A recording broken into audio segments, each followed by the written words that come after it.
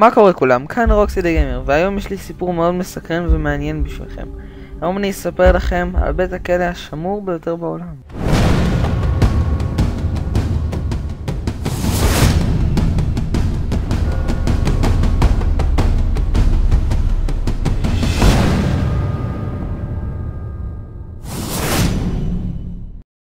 כלא אלקטרז, המכונה גם הסלע, התחיל את דרכו כבסיס וככלא של צבא ארצות הברית בשנים 1850 עד 1933, ובשנת 1934 הממשלה החליטה להפוך אותו לכלא.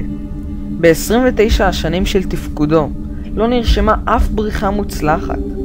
בריחה מהכלא הייתה כמעט בלתי אפשרית בגלל השמירה הקפדנית עד מאוד. המים הקרים המקיפים את האי שעליו שוכן הכלא, המרחק בין האי לחוף כ2 קילומטרים, וחוסר באמצעים שיוכלו לסייע לבריחה אצל האסירים. כל זה היו הדברים שמנעו מאסירים לברוח מהאי. כל ניסיונות הבריחה מהכלא הסתיימו בתפיסה, במוות כתוצאה מירי, או בתביעה של נמלטים במפרץ סן פרנסיסקו. במשך השנים 36 אסירים ניסו להימלט מהכלא. 7 מהם נורו למוות, 2 טבעו. לא ידוע מה עלה בגורלם של 5, אך כמעט בטוח שנהרגו, והשאר נלכדו מחדש והוחזרו לכלא. בתאריך ה-11 ביוני 1962 נעלמו מהתאים שלהם 3 אסירים.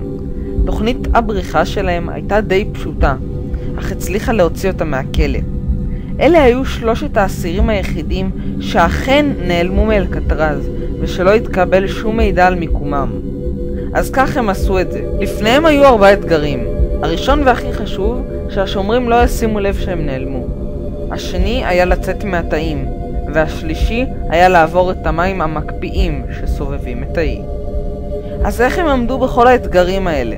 קודם כל, כדי שהשומרים לא ישימו לב שהאסירים נעלמו, הם החליטו לבנות מעיסת נייר אשר הכינו מעיתונים, ראשים מלאכותיים, ובליל הבריחה לשים אותם במיטתם, כדי שהשומרים לא יבחינו שהם נעלמו. וכדי לצאת מהתא, החליטו השלושה להרחיב את תעלת האוורור שלהם ולצאת דרכה אל גג המבנה. ולבסוף היו צריכים לטפל בקשה מכל, לעבור את המים הסובבים את האי. לשם כך, השלושה ילתרו רפסודה העשויה ממעילי גשם מנופחים ומעצים. לאחר הבריחה מוצלחת, כוחות מיוחדים וה-FBI איתרו במפרץ שליד הכלא את הרפסודה של האסירים. במשך השנים לא התקבל אף דיווח של עדי ראייה כי ראו את השלושה. רוב הסיכויים שהם מצאו את מותם מטביעה או מתו מרעב. אך רשמית הם גודרו בכלא כנעדרים עד לסגירתו, שהייתה כחצי שנה אחרי.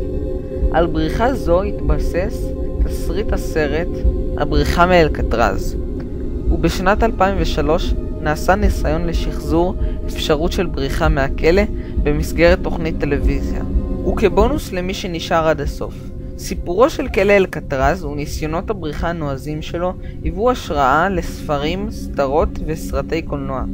המפורסמים שבהם איש הציפורים מאלקטרז, הפריצה לאלקטרז והבריחה מאלקטרז. אם תרצו לראות את הסרט הנפלא הבריחה מאלקטרז, תוכלו עד היום למצוא אותו ביוטיוב. עד כאן להיום, מקווה שנהנתם, תעשו סאב ולייק, ואם יש לכם כל שאלה, בתגובות למטה, ונתראה בסרטון הבא.